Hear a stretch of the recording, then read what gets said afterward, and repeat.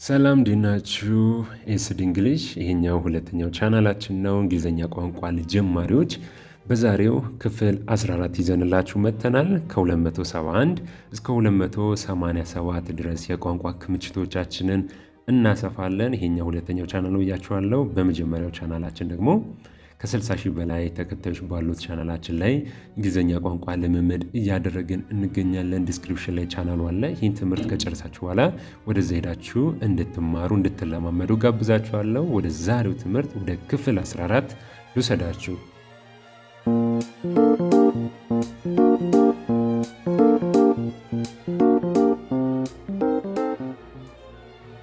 እሺ ጀማሪዎች፣ ክፍል 13 ላይ ያቆምነው 270 ላይ ነበር። ዛሬ ደግሞ ክፍል 14ን የምንቀጥለው ከ271 ነው ካቆምንበት። ሳኒ ሳኒ ፀሐያማ። ፀሐያማ ማለት ስትፈልጉ ሳኒ ትላላችሁ። it is sunny ፀሐያማ ነው። it is sunny ፀሐያማ ነው። ፀሐያማ ማለት ስትፈልጉ ሰኒ ትላላችሁ። ፀሐይ ሰን ነው። ሰኒ ስትሉ ደግሞ ፀሐያማ ይሆናል። ፀሐያማ። ዝናባማ ማለት ስትፈልጉ ደግሞ ሬኒ ትላላችሁ። ዝናባማ ሬኒ። ዝናባማ ሬኒ። ዝናብ ማለት ሬን ነው። ሬኒ ስትሉ ደግሞ ዝናባማ ይሆናል። ዝናባማ ሬኒ። ደመናማ ማለት ስትፈልጉ ደግሞ ክላውዲ። ደመናማ ክላውዲ። ደመና ክላውድ ነው። ደመናማ ስትሉ ደግሞ ክላውዲ ደመናማ። ነፋሻማ ማለት ስትፈልጉ ደግሞ ዊንዲ። ነፋሻማ ዊንዲ። ነፋሻማ። ነፋስ ምንድን ነው? ዊንድ ነው። ነፋሻማ ስትሉ ደግሞ ዊንዲ ትላላችሁ። በረዷማ ማለት ስትፈልጉ ደግሞ ስኖዊ። በረዷማ ስኖዊ። በረዶ ምንድን ነው? ስኖው ነው። በረዷማ ማለት ስትፈልጉ ደግሞ ስኖዊ ትላላችሁ። ስኖዊ። ሞቃት ማለት ስትፈልጉ ሃት የሚለውን ትጠቀማላችሁ። ሞቃት ሃት። አንዳንድ ጊዜ ትኩስም ማለት ይሆናል። ትኩስ ሞቃት ማለት ስትፈልጉ ሃት ትላላችሁ። ትኩስ ሆኖ በብዙ አይነት ቦታዎች ላይ ተጽፎና ገብቶ ልታገኙ ትችላላችሁ። ሃት አንዳንድ ቦታ ማትጠብቁት ቦታ ላይ ራሱ ሊገባ ይችላል።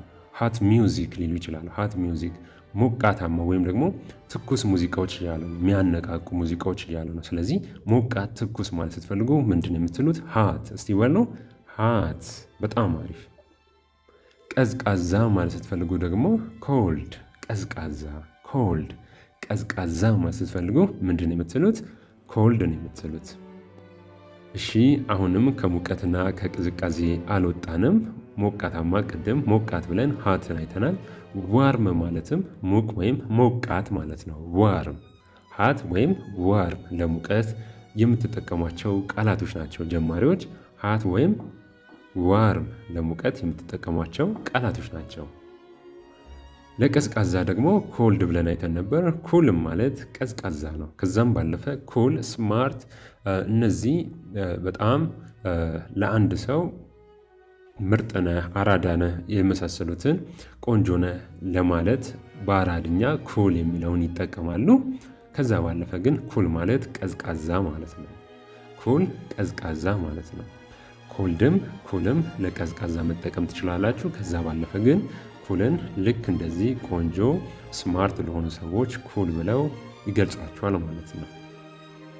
280 ላይ ደርሰናል።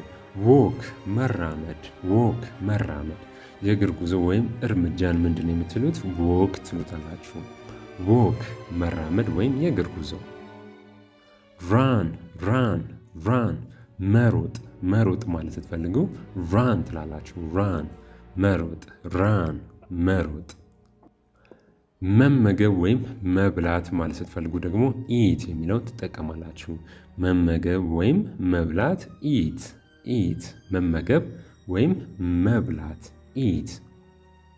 መብላት ካለን ደግሞ መጠጣትን መርሳት ስለሌለብን መጠጣት ማለት ስትፈልጉ ምንድን ነው የምትሉት? ድሪንክ። ድሪንክ መጠጣት። ድሪንክ መጠጣት ማለት ስትፈልጉ ድሪንክ ትላላችሁ። መጠጣት ድሪንክ። መተኛት ወይም ደግሞ ከእንቅልፍ ጋር በተገናኘ እንቅልፍ ማለት ስትፈልጉ ስሊፕ ትላላችሁ። እንቅልፍ ስሊፕ ሲበሉ እንቅልፍ ስሊፕ። መተኛትም ሊሆን ይችላል። ስሊፕ እንቅልፍ ወይም መተኛት ስሊፕ። ዌክ አፕ መንቃት። ዌክ አፕ መንቃት ከእንቅልፋችሁ ሊሆን ይችላል፣ ከመፍዘዝ ከተለያዩ ነገሮች መንቃት ማለት ስትፈልጉ ዌክ አፕ ትላላችሁ። ብዙ ጊዜ የተለመደ ነው። ፈዘዝ ያለን ሰው ዌክ አፕ ይሉታል። ዌክ አፕ መንቃት ማለት ነው። ዌክ አፕ። መቀመጥ ማለት ስትፈልጉ ሲት ትላላችሁ። መቀመጥ ማለት ምንድን ነው? ሲት። መቀመጥ ካልን ደግሞ ሌላው መርሳት የሌለብን ምንድን ነው? መቆም ነው። ስታንድ መቆም ማለት ስትፈልጉ ስታንድ ትላላችሁ። የዛሬው 287 ወይም የመጨረሻ ይሄ ነው፣ ስታንድ መቆም። ስለዚህ ከ271 ጀመረን እስከ 287 ድረስ አይተናል ማለት ነው። ከምን ነበር የጀመርነው? አትረሱም አይደለ? ሳኒ ፀሐያማ፣ ሰን ፀሐይ ነው። ሰኒ ስንል ፀሐያማ። ሁለተኛ ደግሞ 272ታችን ሬኒ ዝናባማ። ዝናብ ማለት ስትፈልግ ሬን ትላላችሁ። ዝናባማ ማለት ስትፈልጉ ደግሞ ሬኒ። ደመናማ ክላውዲ። ደመና ክላውድ ነው። ደመናማ ስንል ደግሞ ክላውዲ። ነፋሻማ ዊንዲ። ንፋስ ዊንድ ነው። ነፋሻማ ስትሉ ዊንዲ። በረዷማ ማለት ስትፈልጉ ስናዊ። በረዶ ስነው ነው። ስናዊ በረዷማ። ሞቃት ማለት ስትፈልጉ ሃት የሚለውን ትጠቀማላችሁ፣ ወይም ደግሞ ዋርም የሚለውን ትጠቀማላችሁ። ሞቃት ለማለት ቀዝቃዛ ለማለት ደግሞ ኮልድ የሚለውን ትጠቀማላችሁ፣ ወይንም ኮል የሚለውን ትጠቀማላችሁ። መራመድ ስንል ዎክ ነው። መሮጥ ስንል ራን። መብላት መመገብ ስንል ኢት ነው። መጠጣት ስንል ድሪንክ። መተኛት ወይም እንቅልፍ ስንል ስሊፕ ነው። መንቃት ስንል ዌክ አፕ። አሁን ደግሞ መቆምና መቀመጥን ስንገልጽ መቆም ስታንድ ብለናል። መቀመጥ ደግሞ ሲት ነው። የዛሬው ይሄንን ይመስላል። በቀጣይ በክፍል 15 ዛሬ ካቆምንበት እንቀጥላለን። ከ288 እስከ 308 ድረስ እንመለከታለን ማለት ነው። ኤስድ እንግሊሽ ሁለቱንም ሰብስክራይብ አድርጋችሁ ትምህርቶችን እንድትማሩ በዚሁ አጋጣሚ አሳስባችኋለሁ። ሌሎችም ሶሻል ሚዲያዎቻችንን ተከታተሉ። ኤስዲ እንግሊሽ 1 ከ60,000 ተሻግረናል። አሁን ወደ 100,000 ጥረት እያደረግን ነው። ለሚጠቅሟቸው ሰዎች ሼር እያደረጋችሁ እንዲቀላቀሉን ወደ እኛ እንዲመጡ ማድረግ አለባችሁ። እኛም እናድጋለን፣ ለእናንተም ጥሩ የሆኑ ትምህርቶች እናመጣለን ማለት ነው። ኤስዲ እንግሊሽ 1 ላይ 60,000 ተሻግረናል። በዚህኛውም ቻናል አሪፍ እየተንቀሳቀስን ነው። ሁለቱንም ሰብስክራይብ አድርጉ፣ ለሰዎች ሼር አድርጉ። ቀጣይ እስክንገናኝ ድረስ መልካም ጊዜ ለሁላችሁ።